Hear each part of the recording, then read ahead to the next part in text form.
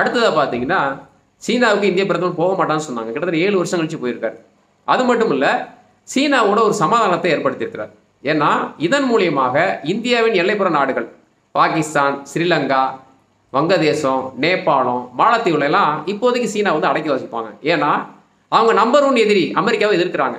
அதுக்கு இப்போ நம்பர் 4 இருக்கக்கூடிய பொருளாதார வலிமை மிக்க இந்தியா வந்து தேவைப்படுது. ஸோ தற்காலிகமாக இந்தியா கூட சமாதானமாக போகிறதுனால எல்லைப்புறங்களில் நமக்கு ஒரு பிரச்சனை இருக்காது. ஸோ ஒரு ஆழமான சமாதான உடன்பாடு மூலிமா மோடி அடித்த 3வது சிக்ஸர். 4வது பார்த்தீங்கன்னா இந்த மாநாட்டிலே மிக அசிங்கப்பட்ட ஒரு நபர்னு பார்த்தீங்கன்னா பாகிஸ்தான் பிரதமர் ஷபாஸ் ஷெரீப். அவர் வந்து பார்த்தீங்கன்னா ரஷ்ய அதிபர் புதினும் மோடியும் நடந்துட்டு வரும்போது அவர் நெஞ்சில் கை வச்சு வணக்கம் சொல்கிறாரு. ஆனால் அது புதின் கண்டுக்காமல் கடந்து போகிறார். இதுதான் இன்றைக்கி வைரலாக எல்லா இடத்துலையும் பகிரப்பட்டிருக்கு. அது மட்டும் இல்லாமல் ஜி ஜின்பிங்கும் அவ்வளோ கண்டுக்கல. ஏன்னா இந்தியா வந்து இப்போ சங்கடப்படுவாங்க அப்படின்னு சொல்லி அந்த இதை ஓரம் கட்டிட்டாங்க. ஸோ பாகிஸ்தான் அசிங்கப்பட்ட இடத்துல வந்து பார்த்தீங்கன்னா மோடி அடித்த 4வது சிக்ஸர்.